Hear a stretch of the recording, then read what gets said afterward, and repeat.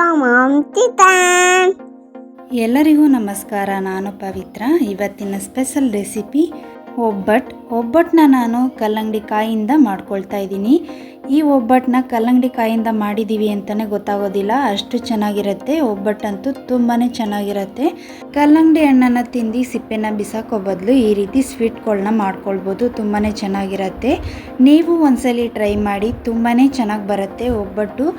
ಕಲ್ಲಂಗಡಿ ಕಾಯನ್ನು ಬಳಸಿ ಹಲ್ವಾನು ಕೂಡ ಮಾಡ್ಕೊಳ್ಬೋದು, ತುಂಬಾ ಚೆನ್ನಾಗಿರುತ್ತೆ. ಆ ವಿಡಿಯೋನು ಕೂಡ ನಮ್ಮ ಚಾನಲಲ್ಲಿ ಅಪ್ಲೋಡ್ ಮಾಡಿದ್ದೀನಿ, ನಮ್ಮ ಚಾನಲ್ಗೆ ಹೋಗಿ ಚೆಕ್ ಮಾಡ್ಬೋದು. ಬನ್ನಿ ಆಗಿದ್ರೆ ಒಬ್ಬಟ್ಟನ್ನ ಯಾವ ರೀತಿ ಮಾಡೋದು ಅಂತ ನೋಡೋಣ. ಕಲ್ಲಂಗಡಿ ಹಣ್ಣ ತಿಂದು ಸಿಪ್ಪೆನ ಇಟ್ಕೊಂಡಿದ್ದೀನಿ, ನೋಡ್ತಾ ಇರ್ಬೋದು. ಇದರಲ್ಲಿರುವಂಥ ಗ್ರೀನ್ ಕಲರ್ನೆಲ್ಲ ಸೌತೆಕಾಯಿನ ಯಾವ ರೀತಿ ಹೊರ್ಕೊಳ್ತೀವೋ ಅದೇ ರೀತಿ ಮೇಲ್ಗಡೆ ಗ್ರೀನ್ ಕಲರ್ನೆಲ್ಲ ಹೊರ್ಕೊಂಡು ಅದರಲ್ಲಿರೋ ವೈಟ್ ಭಾಗನ ಮಾತ್ರ ನಾವು ತಗೊಂಡು ಒಬ್ಬಟ್ಟನ್ನ ಮಾಡ್ಕೊಳ್ಳೋದು, ನೋಡ್ತಾ ಇರ್ಬೋದು. ಈ ಗ್ರೀನನ್ನು ಮಾತ್ರ ನಾವು ಸೌತೆಕಾಯಿ ಥರ ಹೊರ್ಕೊಳ್ಬೇಕಾಗತ್ತೆ. ಇನ್ನು ಮಿಕ್ಕಿದ್ದು ವೈಟ್ ಭಾಗ ಇದೆಯಲ್ಲ, ಇದನ್ನು ನಾವು ಒಬ್ಬಟ್ಟಿಗೆ ಯೂಸ್ ಮಾಡ್ಕೊಳ್ತೀನಿ. ಇವಾಗ ಕಲ್ಲಂಗಡಿ ಕಾಯನ್ನು ನೀಟಾಗಿ ಒರೆದು ಇಟ್ಕೊಂಡಿದ್ದೀನಿ, ನೋಡ್ತಾ ಇರ್ಬೋದು ನೀವು. ಮೇಲ್ಗಡೆ ಇರುವಂಥ ಗ್ರೀನ್ ಕಲರ್ನೆಲ್ಲ ಒರೆದು ವೈಟ್ ಭಾಗನ ಮಾತ್ರ ಎತ್ತಿಟ್ಕೊಂಡಿದ್ದೀನಿ. ಕಲ್ಲಂಗಡಿ ಹಣ್ಣು ಸ್ವಲ್ಪ ಸ್ವಲ್ಪ ಉಳ್ಕೊಂಡಿದ್ರೆ ಅದನ್ನು ಕೂಡ ನೀಟಾಗಿ ತೆಗೆದುಬಿಡಿ, ಆವಾಗ ಚೆನ್ನಾಗಿ ಬರುತ್ತೆ. ನೋಡ್ತಾ ಇರ್ಬೋದು, ಎರಡು ಸೈಡನ್ನು ವೈಟ್ ಕಲರ್ ಮಾತ್ರ ಇದೆ. ಈ ರೀತಿ ನೀಟಾಗಿ ಒರೆದು ಎತ್ತಿಟ್ಕೊಂಡಿದ್ದೀನಿ. ಇವಾಗ ಇದನ್ನು ಚೆನ್ನಾಗಿ ವಾಶ್ ಮಾಡ್ಕೋಬೇಕು. ನೀಟಾಗಿ ವಾಶ್ ಮಾಡಿ ನಾವು ತೆಂಗಿನಕಾಯಿನ ತುರ್ಕೊಳ್ತೀವಲ್ಲ, ಆ ರೀತಿ ತುರ್ಕೊಳ್ಬೇಕಾಗತ್ತೆ. ನಾವು ಎಷ್ಟು ಸಣ್ಣದಾಗಿ ತುರ್ಕೊಳ್ತೀವೋ ಒಬ್ಬಟ್ಟು ಮಾಡಬೇಕಾದ್ರೆ ತುಂಬಾ ಚೆನ್ನಾಗಿ ಬರುತ್ತೆ. ಈ ರೀತಿ ಸಣ್ಣದಾಗಿ ತುರ್ದು ಇಟ್ಕೊಂಡಿದ್ದೀನಿ, ನೋಡ್ತಾ ಇರ್ಬೋದು. ನಾನು ತುರ್ದು ಇಟ್ಕೊಂಡಿದ್ದೀನಿ. ಇದನ್ನು ಕೂಡ ಮಿಕ್ಸಿಗೂ ಕೂಡ ಹಾಕಿ ಮಾಡ್ಕೊಳ್ಬೋದು, ಆದರೆ ನಾನು ತುರ್ದೇನೆ ಮಾಡ್ಕೊಳ್ತಾ ಇದ್ದೀನಿ, ನೋಡ್ತಾ ಇರ್ಬೋದು. ಈ ರೀತಿ ತುರ್ದು ಇಟ್ಕೊಂಡಿದ್ದೀನಿ. ಇದರಲ್ಲೇ ಸಾಕಷ್ಟು ನೀರಿನಂಶ ಬರುತ್ತೆ, ಅದಕ್ಕೋಸ್ಕರ ನಾನು ಬೇರೆ ನೀರನ್ನು ಬಳಸಿ ಬೇಯಿಸ್ಕೊಳ್ಳೋದಿಲ್ಲ. ಇದರಲ್ಲೇ ನೀರಿನಂಶ ಚೆನ್ನಾಗಿರುತ್ತಲ್ಲ, ಅದಕ್ಕೋಸ್ಕರ ಇದನ್ನೇ ಸ್ವಲ್ಪ ಸಪ್ರೇಟಾಗಿ ಹಿಂಡಿ ಎತ್ತಿಟ್ಕೊಳ್ತೀನಿ. ಯಾಕೆಂದರೆ ಇದನ್ನು ಮೊದಲು ಫ್ರೈ ಮಾಡ್ಕೊಳ್ಬೇಕು. ಫ್ರೈ ಮಾಡೋದಕ್ಕೂ ಮುಂಚೆ ನೀರನ್ನು ಹಾಕಿ ಬೇಯಿಸ್ಬಿಟ್ರೆ ಅದು ಅಷ್ಟೊಂದು ಚೆನ್ನಾಗಿ ಬರೋದಿಲ್ಲ. ಅದಕ್ಕೋಸ್ಕರ ನೀರನ್ನೆಲ್ಲ ಹಿಂಡ್ಕೊಂಡು ಬರೀ ತುರಿದಿರೋದನ್ನ ಮಾತ್ರ ಹಾಕ್ಕೊಳ್ತಾ ಇದ್ದೀನಿ. ನಾನಿವತ್ತು ಎಲೆಕ್ಟ್ರಿಕ್ ಸ್ಟವಲ್ಲಿ ಮಾಡ್ಕೊಳ್ತಾ ಇದ್ದೀನಿ. ಹೈ ಫ್ಲೇಮಲ್ಲೇ ಇಟ್ಕೊಂಡು ನಾನು ಕುಕ್ಕರ್ನೇ ಇಟ್ಕೊಳ್ತಾ ಇದ್ದೀನಿ, ನೋಡ್ತಾ ಇರ್ಬೋದು. 2 ಟೇಬಲ್ ಸ್ಪೂನ್ ಎಣ್ಣೆನ ಹಾಕ್ಕೊಳ್ತಾ ಇದ್ದೀನಿ. ಕುಕ್ಕರು ಸ್ವಲ್ಪ ಬಿಸಿ ಆದಮೇಲೆ 2 ಟೇಬಲ್ ಸ್ಪೂನ್ ಎಣ್ಣೆನ ಹಾಕ್ಕೊಂಡು, ನಾನು ಆವಾಗಲೇ ಹೇಳಿದ್ನಲ್ಲ, ಇದರಲ್ಲಿರುವಂಥ ನೀರಿನಂಶ ಎಲ್ಲ ತೆಗೆದು ಡ್ರೈ ಮಾತ್ರ ಹಾಕ್ಕೊಳ್ಬೇಕು. ಅದಕ್ಕೋಸ್ಕರ ನೀರೆಲ್ಲ ತೆಗೆದು ಹಾಕ್ಕೊಂಡಿದ್ದೀನಿ, ನೋಡ್ತಾ ಇರ್ಬೋದು. ನಾವು ಎಣ್ಣೆ ಅಥವಾ ತುಪ್ಪ ಯಾವುದಾದ್ರೂ ಬಳಸ್ಬೋದು. ನಾನು ಎಣ್ಣೆನ ಹಾಕ್ಕೊಂಡಿದ್ದೀನಿ, ನೀವು ತುಪ್ಪನೂ ಕೂಡ ಬಳಸ್ಬೋದು, ತುಂಬಾ ಚೆನ್ನಾಗಿರುತ್ತೆ. ಇವಾಗ ಈ ರೀತಿ ಒಂದು 5 ನಿಮಿಷ ಫ್ರೈ ಮಾಡ್ಕೊಂಡಿದ್ದಾಗಿದೆ. ಫ್ರೈ ಎಲ್ಲ ಆದಮೇಲೆ ನಾವು ನೀರನ್ನು ಎತ್ತಿಟ್ಕೊಂಡಿದ್ವಲ್ಲ, ಆ ನೀರನ್ನು ಫುಲ್ಲು ಸೇರಿಸ್ಕೊಂಡಿದ್ದೀನಿ. ಇವಾಗ ನೀರನ್ನು ಹಾಕಿ ಚೆನ್ನಾಗಿ ಒಂದ್ಸಲಿ ಮಿಕ್ಸ್ ಮಾಡಿ ಕುಕ್ಕರ್ನ ಮುಚ್ಚಿ 1 ವಿಸಿಲ್ ಕೂಗಿಸ್ಕೊಂಡ್ರೆ ಸಾಕು, ನಮಗೆ ಪರ್ಫೆಕ್ಟಾಗಿ ಬೆಂದಿರುತ್ತೆ. ಕಲ್ಲಂಗಡಿ ಕಾಯಿ ಗಟ್ಟಿ ಇರೋದ್ರಿಂದ 1 ವಿಸಿಲ್ ಕೂಗಿಸ್ಕೊಳ್ಬೇಕು, ಆವಾಗ ನಮಗೆ ಬೇಗ ಆಗುತ್ತೆ. ಅಥವಾ ನೀವು ಬಾಣಲಿಲಿ ಮಾಡ್ಕೊತೀನಿ ಅಂದರೆ ಬಾಣಲಿಲೂ ಕೂಡ ಮಾಡ್ಕೊಳ್ಬೋದು. ಇವಾಗ 1 ವಿಸಿಲ್ ಆಗಿದೆ, ನೋಡ್ತಾ ಇರ್ಬೋದು. ಕುಕ್ಕರ್ನ ಸೈಡ್ಗೆ ಎತ್ತಿಟ್ಕೊಂಡಿದ್ದೀನಿ. ಸ್ಟವ್ ಮೇಲೆ ಒಂದು ಬಾಣಲಿನ ಇಟ್ಕೊಂಡು 2 ಟೇಬಲ್ ಸ್ಪೂನ್ ಅಷ್ಟು ಚಿರೋಟಿ ರವೆನ ಹಾಕ್ಕೊಂಡಿದ್ದೀನಿ. ನಮಗೆ ಇದು ಚಿರೋಟಿ ರವೆ ಹಾಕೋದ್ರಿಂದ ಥಿಕ್ನೆಸ್ ಚೆನ್ನಾಗಿರುತ್ತೆ, ಅದಕ್ಕೋಸ್ಕರ ಚಿರೋಟಿ ರವೆನ ಸ್ವಲ್ಪ ಚೆನ್ನಾಗಿ ಫ್ರೈ ಮಾಡ್ಕೊಳ್ತಾ ಇದ್ದೀನಿ, ನೋಡ್ತಾ ಇರ್ಬೋದು. ಈ ರೀತಿ ಕಲರ್ ಚೇಂಜ್ ಆದರೆ ಕರೆಕ್ಟಾಗಿ ಫ್ರೈ ಆಗಿರುತ್ತೆ, ನೋಡ್ತಾ ಇರ್ಬೋದು. ಇವಾಗ ಇದನ್ನು ಪ್ಲೇಟ್ಗೆ ಎತ್ತಿಟ್ಕೊಳ್ತಾ ಇದ್ದೀನಿ. ಕಲ್ಲಂಗಡಿ ಕಾಯನ್ನು ಬೇಯಿಸಿ ಇಟ್ಕೊಂಡಿದ್ವಲ್ಲ, ಅದನ್ನು ಕುಕ್ಕರ್ ಲಿಡ್ನ ಓಪನ್ ಮಾಡಿ ಇವಾಗ ಬಾಣಲಿಗೆ ಹಾಕ್ಕೊಳ್ತಾ ಇದ್ದೀನಿ, ನೋಡ್ತಾ ಇರ್ಬೋದು. ಈ ರೀತಿ ಚೆನ್ನಾಗೇ ಬೆಂದಿದೆ. ಇನ್ನು ಸ್ವಲ್ಪ ನೀರು ಉಳ್ಕೊಂಡಿದೆ ಅದರಲ್ಲಿ. ಆ ನೀರು ಡ್ರೈ ಆಗೋವರೆಗೂ ಸ್ವಲ್ಪ ಬೇಯಿಸ್ಕೊಳ್ತಾ ಇದ್ದೀನಿ. ಕಲ್ಲಂಗಡಿ ಕಾಯಿ ಗಟ್ಟಿ ಇರೋದ್ರಿಂದ ಸ್ವಲ್ಪ ಬೇಯಿಸ್ಕೊಳ್ಬೇಕಾಗತ್ತೆ. 1 ವಿಸಿಲ್ ಕೂಗಿಸ್ಕೊಂಡ್ರೆ ಸಾಕು, ತುಂಬ ಚೆನ್ನಾಗಿ ಬೆಂದಿದೆ.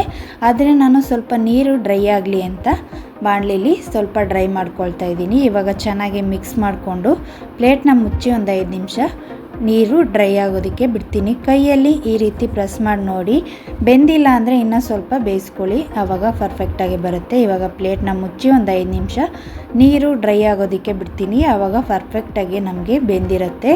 ಇವಾಗ ನೋಡ್ತಾ ಇರ್ಬೋದು, ಕಂಪ್ಲೀಟಾಗಿ ನೀರೆಲ್ಲ ಡ್ರೈ ಆಗಿದೆ. ಇವಾಗ ಚೆನ್ನಾಗಿ ಮಿಕ್ಸ್ ಮಾಡ್ಕೊಳ್ಬೇಕು. ನಾವು ಕಲ್ಲಂಗಡಿ ಕಾಯಿಂದ ಒಬ್ಬಟ್ಟನ್ನ ಮಾಡಿದ್ದೀವಿ ಅನ್ನೋದೇ ಗೊತ್ತಾಗೋದಿಲ್ಲ, ಅಷ್ಟು ಚೆನ್ನಾಗಿರುತ್ತೆ.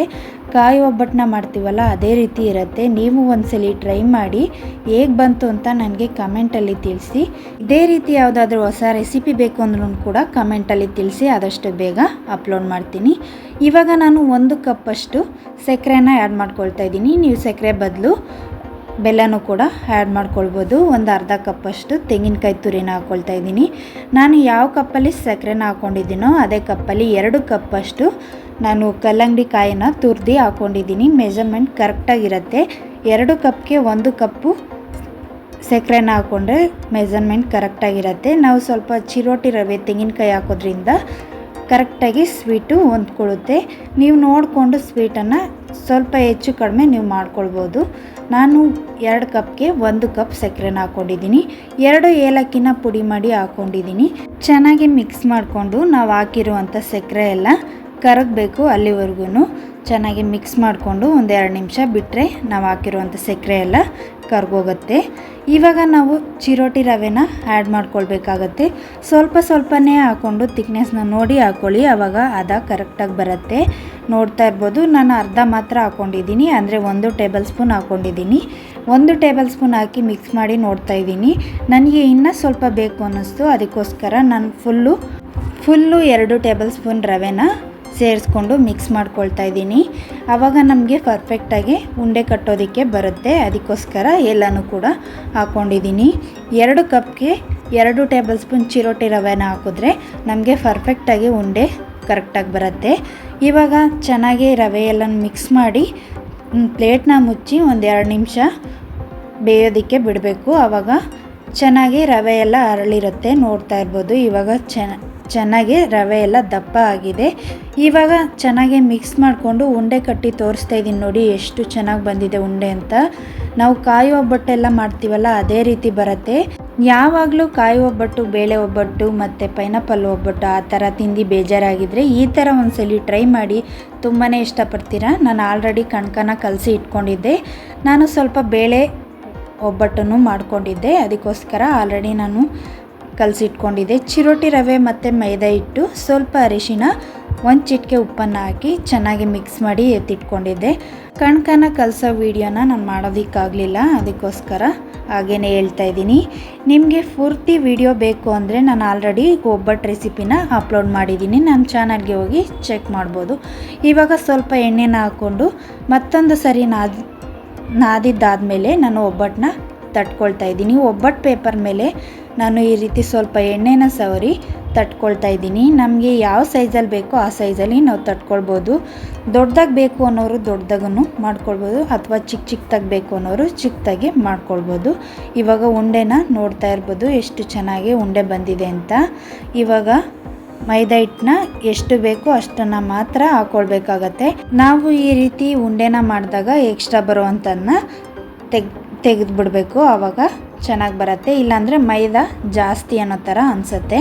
ಇವಾಗ ನಾನು ಎಷ್ಟು ಬೇಕೋ ಅಷ್ಟನ್ನು ಮಾತ್ರ ಹಿಟ್ಟನ್ನು ಹಾಕ್ಕೊಂಡಿದ್ದೀನಿ.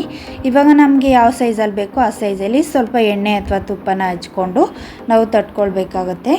ಇವಾಗ ನಾನು ನೀಟಾಗಿ ತಟ್ಕೊಂಡಿದ್ದಾಗಿದೆ. ನಾನು ಎಲ್ಲ ಒಬ್ಬಟ್ಟನ್ನು ಇದೇ ರೀತಿ ತಟ್ಕೊಳ್ತಾ ಇದ್ದೀನಿ. ಇವಾಗ ಪಕ್ಕದಲ್ಲಿ ಹೆಂಚನ್ನು ಕಾಯೋದಕ್ಕೆ ಇಟ್ಕೊಂಡಿದ್ದೆ. ಹೆಂಚು ಸ್ವಲ್ಪ ಬಿಸಿ ಆದಮೇಲೆ ಎಣ್ಣೆನ ಹಾಕಿ ಒಬ್ಬಟ್ಟನ್ನ ತಟ್ಕೊಂಡಿದ್ನಲ್ಲ ಅದನ್ನು ಒಬ್ಬಟ್ಟು ಪೇಪರ್ ಸಮೇತ ಹಾಕ್ಕೊಂಡಿದ್ದೀನಿ.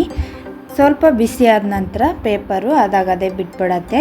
ಇವಾಗ ನೋಡ್ತಾ ಇರ್ಬೋದು ಪೇಪರು ಎಷ್ಟು ಚೆನ್ನಾಗಿ ಅದಾಗದೇ ಬಿಟ್ಕೊಳ್ತಾ ಇದೆ ಅಂತ.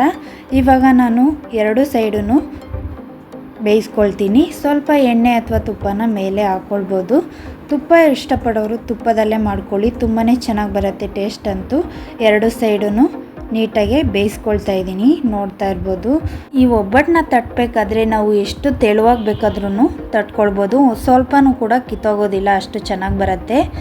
ಮನೇಲಿ ಕಲ್ಲಂಗಡಿ ಹಣ್ಣು ತಂದಾಗ ಕಲ್ಲಂಗಡಿ ಹಣ್ಣು ತಿಂದು ಈ ರೀತಿ ಡಿಫ್ರೆಂಟಾಗಿ ಒಂದೊಂದು ರೆಸಿಪಿನ ಟ್ರೈ ಮಾಡ್ಬೋದು. ನೀವು ಟ್ರೈ ಮಾಡಿ, ತುಂಬಾ ಚೆನ್ನಾಗಿ ಬರುತ್ತೆ.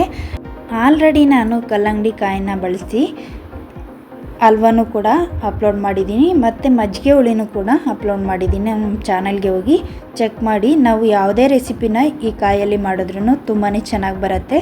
ನಾನು ಎಲ್ಲ ಒಬ್ಬಟ್ಟನ್ನು ಇದೇ ರೀತಿ ಮಾಡಿ ಎತ್ತಿಟ್ಕೊಳ್ತಾ ಇದ್ದೀನಿ. ಕಲ್ಲಂಗಡಿ ಹಣ್ಣು ಕಾಯಿನ ಬಳಸಿ ಒಬ್ಬಟ್ಟನ್ನ ಮಾಡಿರೋ ಈ ರೆಸಿಪಿನ ನಿಮಗೆ ಇಷ್ಟ ಆಗಿದ್ದರೆ ನಿಮ್ಮ ಫ್ಯಾಮಿಲಿ ಫ್ರೆಂಡ್ಸ್ಗೂ ಶೇರ್ ಮಾಡಿ, ನಮ್ಮ ಚಾನಲ್ಗೆ ಸಪೋರ್ಟ್ ಮಾಡಿ. ಇವಾಗ ನೋಡ್ತಾ ಇರ್ಬೋದು, ನಾನು ಎಲ್ಲ ಒಬ್ಬಟ್ಟನ್ನು ಮಾಡಿ ಎತ್ತಿಟ್ಕೊಂಡಿದ್ದೀನಿ. ಇವಾಗ ಪ್ಲೇಟ್ಗೆ ಸರ್ವ್ ಮಾಡ್ಕೊಂಡಿದ್ದೀನಿ. ಎಷ್ಟು ಚೆನ್ನಾಗಿ ಬಂದಿದೆ ಒಬ್ಬಟ್ಟು ಅಂದರೆ ತುಂಬಾ ಸಾಫ್ಟಾಗಿ ತುಂಬಾ ಚೆನ್ನಾಗಿ ಬಂದಿದೆ. ನಾವು ಯಾವುದೇ ರೀತಿ ಫೋಲ್ಡ್ ಮಾಡಿದ್ರೂ ಒಬ್ಬಟ್ಟು ಕಿತ್ತೋಗೋದಿಲ್ಲ. ನೋಡ್ತಾ ಇರ್ಬೋದು ಎಷ್ಟು ಚೆನ್ನಾಗಿ ಬಂದಿದೆ ಒಬ್ಬಟ್ಟು ಅಂತ. ಈ ವಿಡಿಯೋ ನಿಮಗೆ ಇಷ್ಟ ಆಗಿದ್ದರೆ ಲೈಕ್ ಮಾಡಿ, ಶೇರ್ ಮಾಡಿ, ಸಬ್ಸ್ಕ್ರೈಬ್ ಮಾಡ್ಕೊಳ್ಳಿ. ನೆಕ್ಸ್ಟ್ ವಿಡಿಯೋದಲ್ಲಿ ಸಿಗ್ತೀನಿ. Thanks for watching.